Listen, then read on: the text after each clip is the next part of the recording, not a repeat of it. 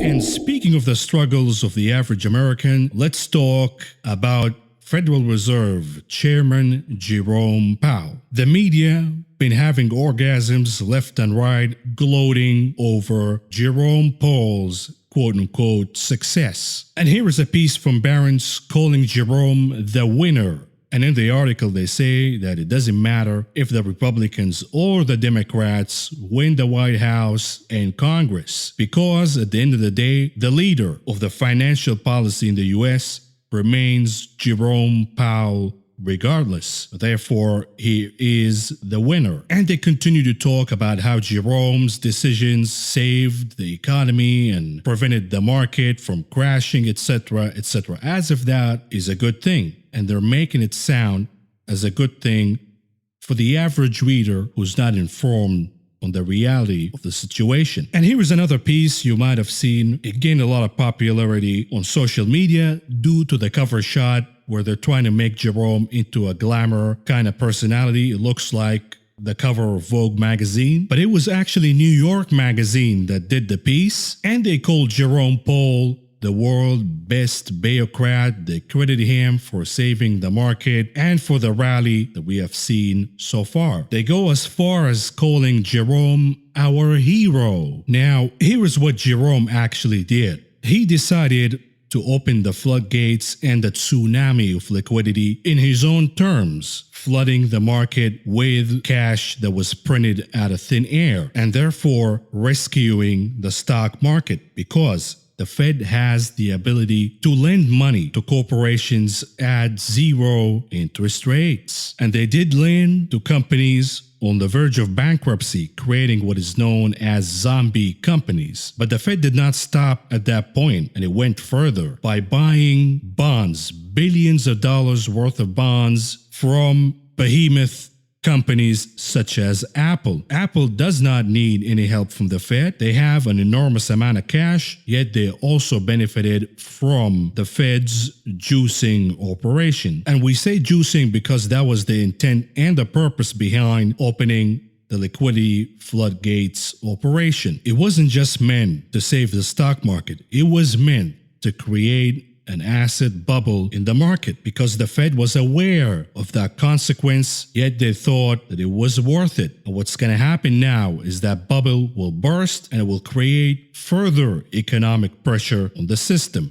All of what that did is help the rich only, because the majority of ownership in the stock market goes to the 1%. They own 99% of the stock market. 1% of the population owns 99% of the market. And as the asset bubble continues to inflate, the rich becomes richer, and we see no problems whatsoever in the stock market. It goes up every day. Meanwhile, in the real economy, in Main Street America, we see people lining up in food banks, unable to pay the rent. We see small businesses being destroyed, and unemployment continue to surge. So how is that our hero? What part of our hero is racking up trillions of dollars of debt for the next generation to deal with? What part of our hero is opening the floodgates of money supply to destroy the US currency? What part of our hero is making the stock market a liquidity addict, just like a heroin addict that cannot function without further supply of the drug and will suffer a withdrawal without it? What part of our hero is creating the biggest and widest wealth inequality gap in history? What part of our hero is opening the floodgates for public companies, but not small businesses, and without an exit strategy in mind? Indeed, he is our hero, if by our you mean the rich. And I assume that is the audience for Barron's and New York Magazine. Because this is what our hero did. Since the crash of the pandemic, the biggest and the worst economic crisis in our lifetime, we have seen a sudden reversal of fortunes for the rich that was quickly corrected by the Federal Reserve's action led by Jerome Powell, leading to a massive asset bubble in which the rich became even richer than before, thus making the pandemic the best thing that ever happened to the 1% in this country. Where is the hero? that would reverse the misfortune and the suffering of the poor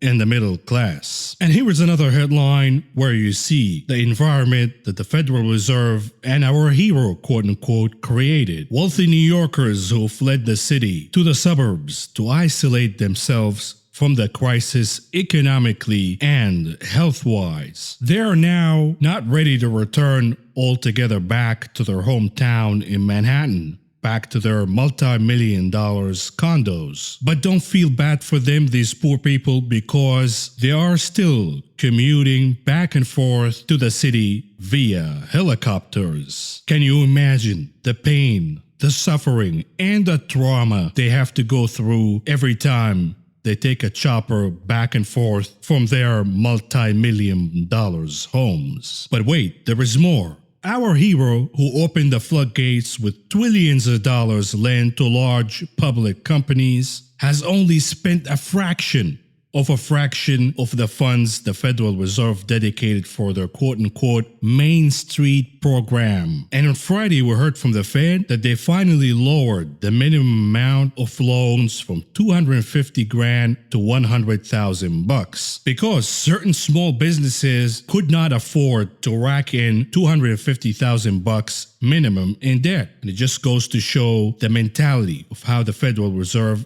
thinks that small businesses somehow able to afford a minimum of $250,000. Like, oh my God, these small businesses are so poor, they cannot even afford $250,000. What's going on here? But this is the disparity of two worlds and two Americas. And the Federal Reserve is just discovering that there is a world outside of the rich elite bubble in which $250,000 is considered excessive and unattainable. Shameful and disgusting fabrications of the fact from New York Magazine and Barron's glorifying Jerome Powell, the destructor of the American dream, as quote-unquote our hero.